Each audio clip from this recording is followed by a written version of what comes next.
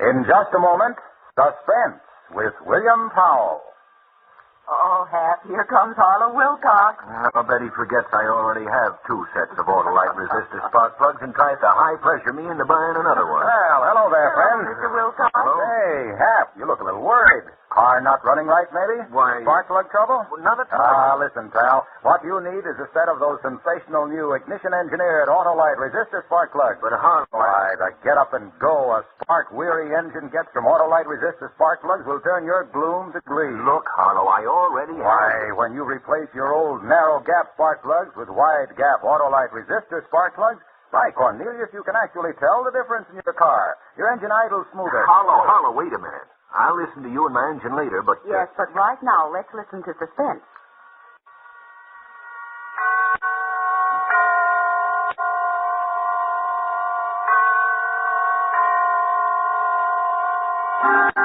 Suspense.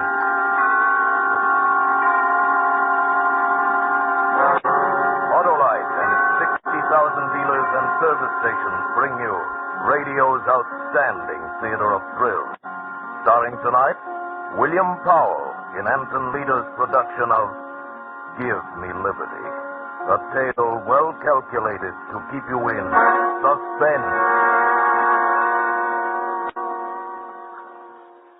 I embezzled $250,000. I want you to know that needed brains, planning, patience. I devoted 3 years of my life to the trick, and I got away with it. $250,000. Of course, they caught me very easily, but they couldn't find the money. So they handcuffed me, brought me back to stand trial. The judge was as big a fool as the others. 7 years is a long time, Mr. French. The insurance company will agree to a much lighter sentence if you will reveal where you've hidden that money. But I only smiled. So my right wrist was handcuffed to the left wrist of the detective, and they put me aboard a train bound for the penitentiary. I could see that the detective had instructions to soften me up. He was much, much too kind. You comfortable, Mr. Frank? You want a magazine? Anything? Well, I'd like to be able to lift my hand without raising yours into the air. Can't you guard me without being quite so attached to me? Sure, I guess we can work that out. Tell you what, you sit next to the window. I'll kind of box you in. And that way you can wear the cuffs all by yourself and nobody loses. Thank you. Let me get my key. There. Off for me, down to you. Wonder if I've made a good change. Feels clumsy. Oh, you get the hang of it in no time at all. The biggest trouble is when you read a paper. 5 inches of chain don't give you much room to turn a page. Well, then I better leave the newspaper for a less constricting occasion. I'll have 7 years for reading. 7 years. $250,000. Say, how smart does a guy have to be to get his hooks on so much lettuce? Would you like some of it? Now, you kidding. Well, let's make a deal. You drop the key to those things on the floor, and go have yourself a nice lunch. Sure. And when do I see Mr. Frank again? Well, I meet you to pay off. Uh-huh. I wouldn't be taking kind of a chance there, would I? Stupid conversation, and I was only making words. I looked out at the fields and brooks and houses rushing past. I wouldn't see these things for 7 years, not counting time off for good behavior. But then I'd be free again. And I'd have my $250,000. Not a bad salary, huh? I'd use my brains for myself this time. Suddenly... Everybody hold on! There's another train on the track!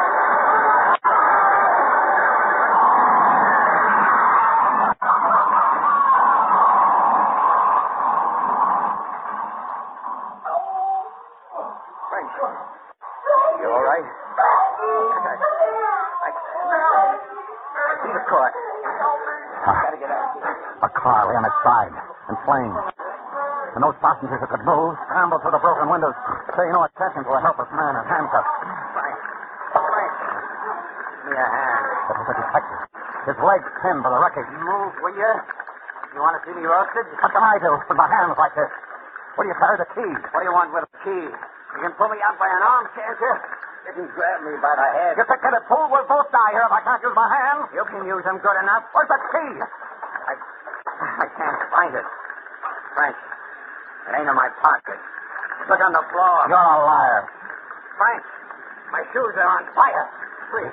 The only weapon was a suitcase. Yeah. I kicked him in the face. I smashed the suitcase on his head. And he didn't have the key. I emptied his pocket down to the last crumb of tobacco. But the fire kept closer. He hadn't the key to the handcuff. And I wanted it. Because this wouldn't be an escape. This would be a disappearance. Oh, what a chance. I'd have my liberty. And I'd have my money. I threw away his pistol. I wouldn't need a gun. I'd use my head. I squeezed my college ring on his finger. I switched wallets. Is there anybody in that car? Please, this way. Over here. There was a conductor out there. A crowd of passengers. I got to the top of the side of the car. No one. Not a soul. And there wasn't a splinter of glass left in the window. I slid down the side of the car, cleared the wheels, and struck the ground running. A few moments, a few hundred steps, and I was safe from the dark. I was free. They think I was dead. And I had $250,000.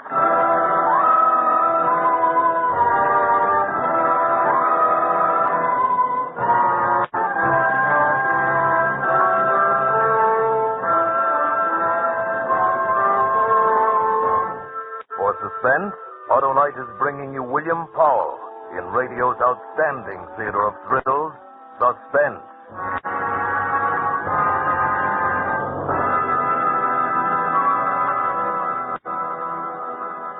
Hap, my friend, have you ever heard a conversation between two cars? Two cars?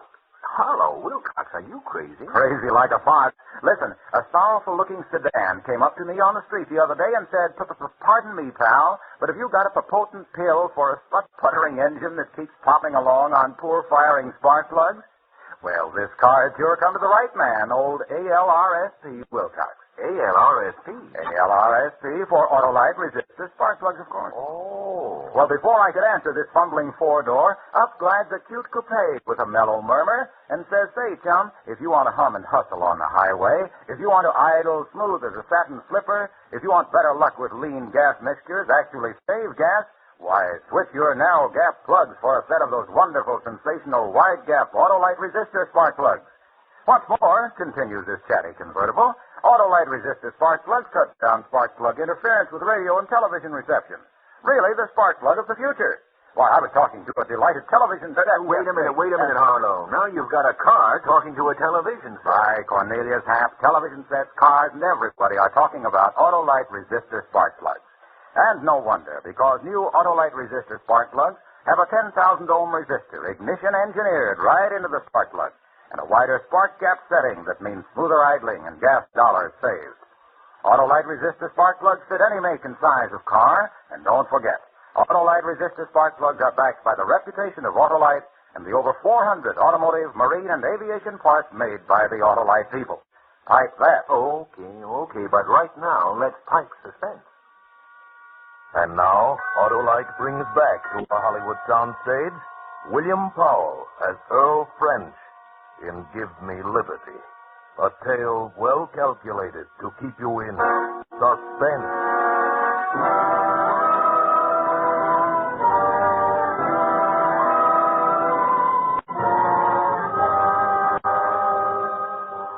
My first job after escaping was to break out of those manacles.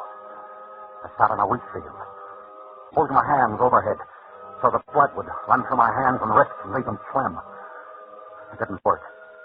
I tried that until my shoulders were in agony, and it didn't work. I couldn't snap that chain. I twisted. I pulled it. Tried to fling my hands apart, and it wouldn't break. I rubbed it against stones until my skin was torn and bleeding, and it wouldn't break. By this time it was morning, and I was pretty desperate. I found a match in my pocket. I went into the woods that bordered the field and built a fire. First the chain grew hot, and then the wrists. So I held them over the fire until I couldn't keep back a scream. And not until then would I believe that I needed help. I pushed through the wheat and the corn beyond it, and I stumbled down a slope into a barnyard. Down, Jack, down. Woman was standing near one of the hen houses, pan of chicken seed in her hand. What do you want? There was nothing to say. She'd seen the handcuffs. Come on, speak up. Look, What do you want? I'm innocent, I swear to you. I'm innocent. Where you from? How'd you get away? Well, we were going up to the prison, and there was an accident. Well, what do you want from me? Could you lend me a file? And if you could spare some food, I'll be glad to You pay don't for... have to pay me for anything. Wait here. Jack, you what? The fool went into the house. And the dog sat down on its belly and placed its nose between its paws. And its eyes never left my face for an instant. And then through the stillness, I heard the clanking of an old-fashioned wall telephone, and I knew what she was doing. I ran like a whirlwind.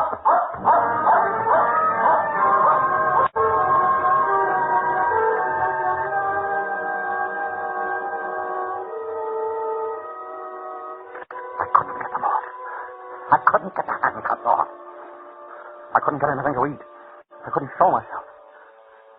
You know what it means to see food all about you and not be able to buy it? Don't tell me I could have eaten corn and fruit and roots. I can tell you the nature of every dog in that area, and the feel of every barbed wire fence, and the bang and roar of every rifle and shotgun.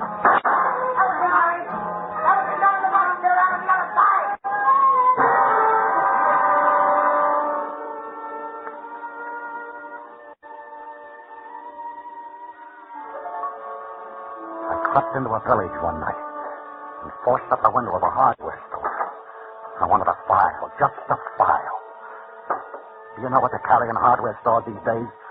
Glassware, kitchen gadgets, garden tools, seeds, ovens, rat poisons, dressers. And then I moved behind a counter. The hardware store has to have a file somewhere. And my foot struck a wire, stretched across the floor.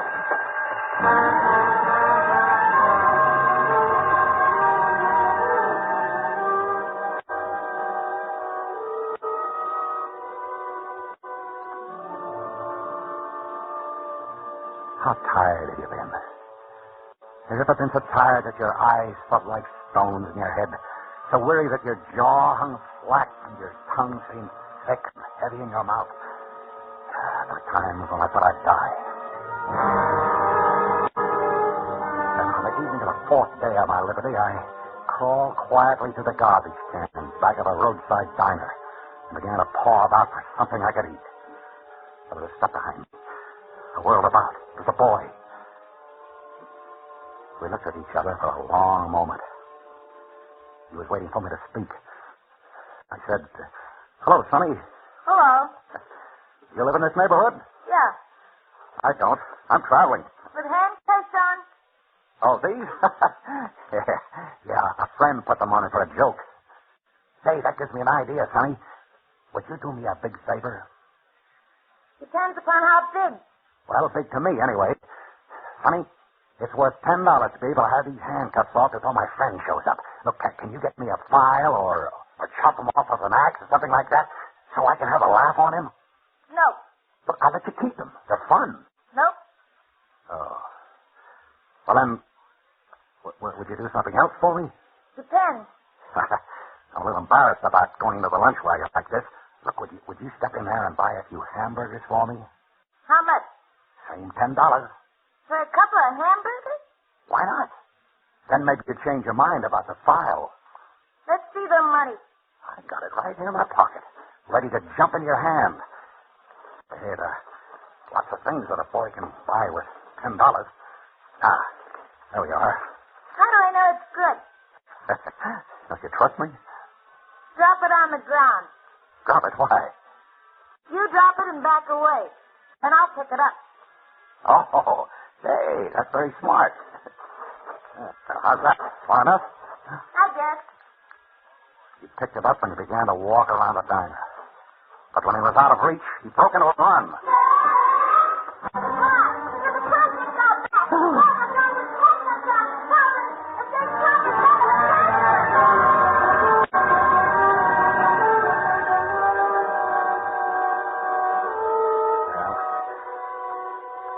I got away. And I couldn't tear them off. I couldn't. I had $250,000 ready away, and it was worthless to me. Do you know what can be bought with $250,000? Why, a man's soul can be bought for less than $250,000. and I couldn't buy a 10-cent file.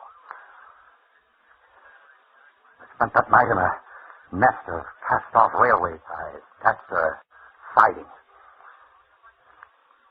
I opened my eyes in the morning. I had company. There was a hobo sitting on the top of my fortress-like bedroom. A very unusual-looking hobo, in blue jeans and a navy coat. She was counting my money, smoothing each bill with loving care. She grinned when she saw I was awake. Good morning, chum. You sleep like an honest man. What's the matter, chum? Never speak till they bring you orange juice? Listen, I'm in trouble. I want you to help me. To get the bracelets off? Yeah. Oh, chum, wouldn't that be kind of silly? I might lose all this hard-earned dough.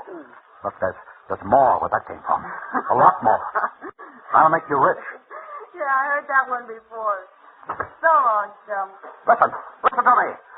I got $250,000. Yeah, I get feelings like that, too. Come back, will you? It's true. Don't you read the papers? I'm Earl French. I never heard of you. And where would you get that much dough? Look, go into town and buy one of the newspapers of 6 days ago. That'll tell you. Tell me what? Don't think you'll read anymore? Earl French, the embezzler. I stole $250,000. And you're wearing those things so you won't tip your own pocket. Don't try to be clever. I died in the train wreck near Scottsville. Hey, you're so sure about that, chum. You croaked only a few days ago. No, you fool. They only think I did. Now, you get those newspapers. You come back here with a file and some food. No, don't order me around, chum. If you're a corpse, I won't take it from you. And if you're not a corpse, I'll poke you in the eye. Just play it easy, huh? Well, maybe I'll be back. Could happen. I waited for her all through that long, blistering day, crouching within those four walls of railway ties. I lay there like a trapped animal. And yet I knew she'd be back. She couldn't resist it. Cheap little thing like that. I knew she'd be back. Chum, it seems you were a very important guy in your time. You saw the paper? Yeah, and I got good news for you. Mr. French, you're now burnt to a crisp. That's the way they found you in the train. Recognize me by the ring on my finger? Yeah. Well, you're dead, all right. You and $250,000. Well, we'll come to that later. You get to work with the file. No. You're giving orders again, and I told you I don't like it. Give me that file. It's right here in my deed. And that's where it stays until you lead me to my share of that dough. Oh, you'll get it. You'll get it. Come listen to Mama. I can pick up 500 sticks by turning in an escaped prisoner, or you can dig up that treasure chest and buy this file for half the plunder. It's 400 miles away. It's a fair distance. But I can't ride a train or a bus with these on my wrist. It's okay, chum. We'll walk. 400 miles? I've done it before. We'll be seen. Not at night. What'll I eat? Where will we sleep? You'll sleep in the woods, and I'll bring the grub to you. Me, I'll sleep in town where I'll be snug and safe. You don't take this file from me, chum. Not till I see my half of that dough.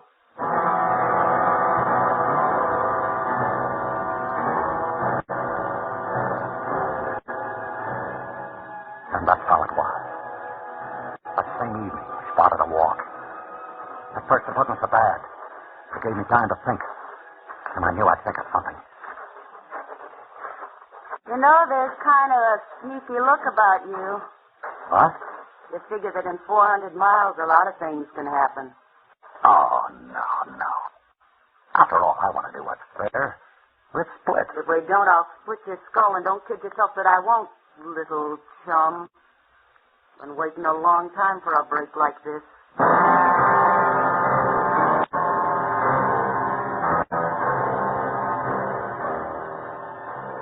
We walked, with the handcuffs digging so deep into my flesh that I began to believe they were a part of me. Yeah, she brought me food, but she wouldn't come close enough to hand it to me.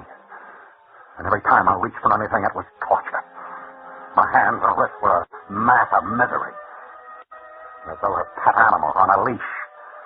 My friend always walked 6 paces behind. She was too smart. And I realized I had to get away from her. And soon. In the morning I decided to do it. She found me a shack to hole up in. I could hardly wait for her to leave and go go back into town. Yeah, this shack looks good. I'll meet you back here tonight. All right. See you tonight. That's the way I like it, chum. Nice and agreeable. Why not? Why shouldn't I be? See you tonight, as usual. Sure there isn't anything special you'd like me to bring you to you? No, nothing special. Uh-huh. Say, chum, I think you'd better turn around. Why?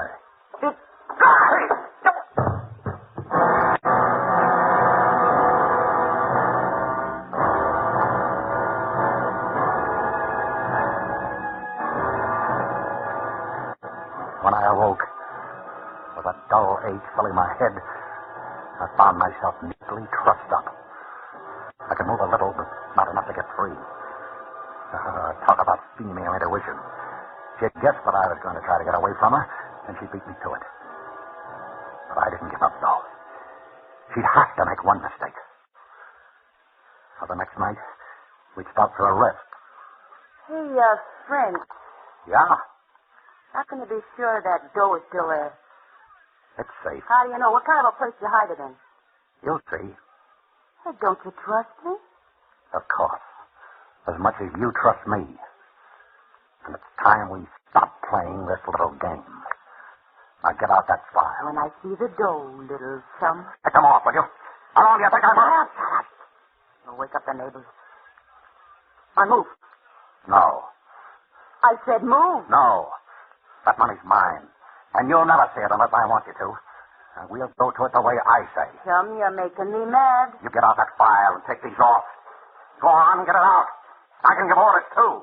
What do you think you are, an animal trainer? Now, that's not a bad idea. Is it? But it happens, and I'm not an animal. And it happens that... What's that for? You can't frighten me with a knife. I wouldn't try. You use that on me, and we both lose out. Whenever my old man used to teach one of us kids, he always said the same thing.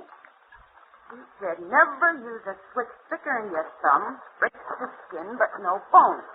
A kid can go on working. A switch? Yeah, like this one. Nice and green and limber. It's all a nice foot. I wouldn't use a knife on a buddy. You won't use that either. Put it down. You know, this is something I wanted to do ever since I found you sleeping in those railroad ties. You gonna get up? No. This'll hurt. I'll kill you someday. I swear I'll kill you. I once had a husband like you. Brave enough outside, but once anybody put on the pressure, You talk too much. Go on, I'm calling your bluff. I'm sick of hearing you talk. All right.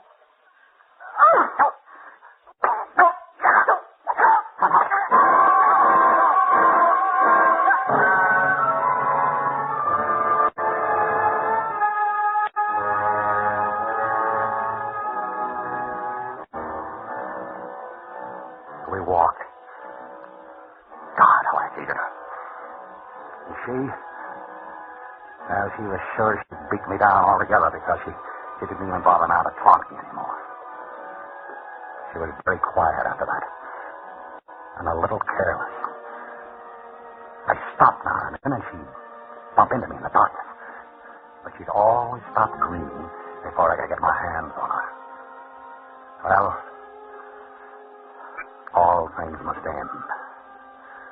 Our pilgrimage ended one morning when I said, "Here it is, What? the money. Where? We're standing over it." You up to some sneaky trick again? We're standing in the middle of a highway. You didn't do any digging here, chum. Look, there's a culvert running under the road here. A 24-inch pipe. Come into the ditch. I'll show you. You didn't kick that dough into the pipe. Must have washed away. Not in the pipe. It's in that deep crevice between the pipe and the concrete. Pull out some of those stones. You pull them out. What, with these hands? Why, I can't touch anything without screaming. Pull them out. Friend, help me if this is a gag. She believed me. She had to. She saw the truth in my eyes. The money was there, my $250,000. She bent over to tug at the stones. She turned her back to me for the first time. And that was it.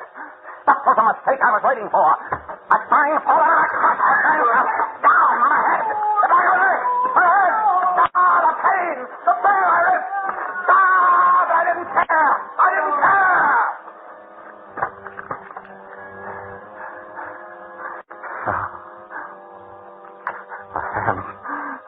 My hands. Covered with blood. Her blood.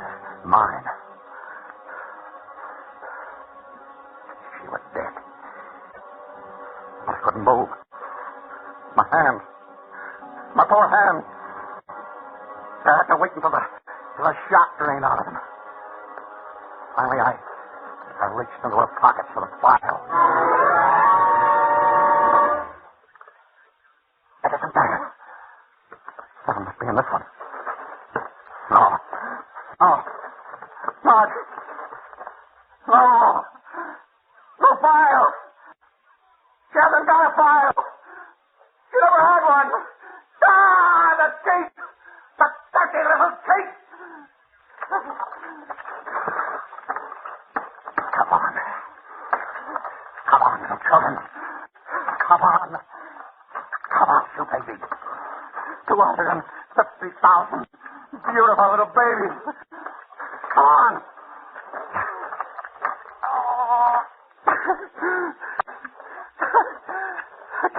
I can't get hold on. I need a few pieces. I can't. With these handcuffs on, I need one arm free. You handcuffs, you. I'll break this chain if I have to. Rip the hands off. I'll get that money. I must have the money. I want the money.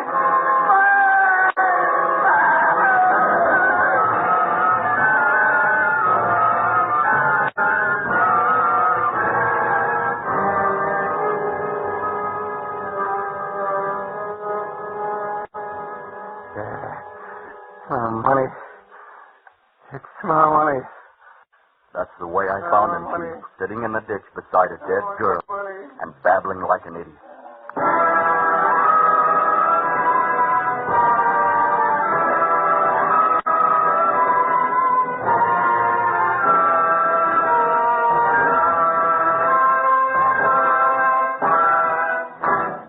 Thank you, William Powell, for a splendid performance.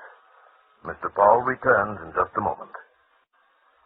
Well, Hap, my friend, now that Harlow, I've been trying to tell you I already have 2 complete sets of Autolite resistor spark plugs. Congratulations. Everyone should have a complete set of Autolite resistor spark plugs.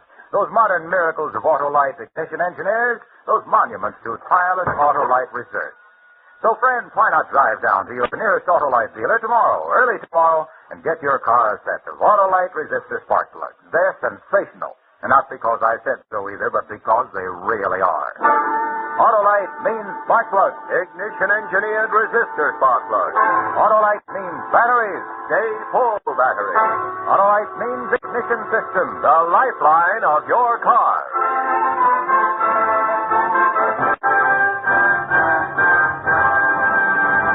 And now here again is William Powell. My thanks to the fine cast of Suspense actors who helped to make my appearance here so pleasant an experience. I'm a regular listener to radio's outstanding theater of thrills, and I'll be tuned in next time to hear John Garfield in Death Sentence, another gripping study in Suspense.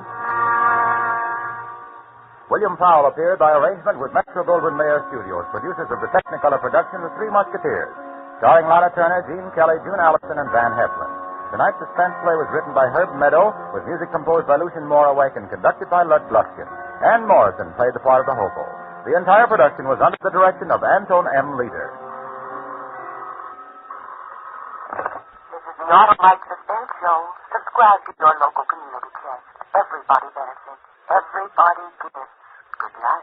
This is CBS, the Columbia Broadcasting System.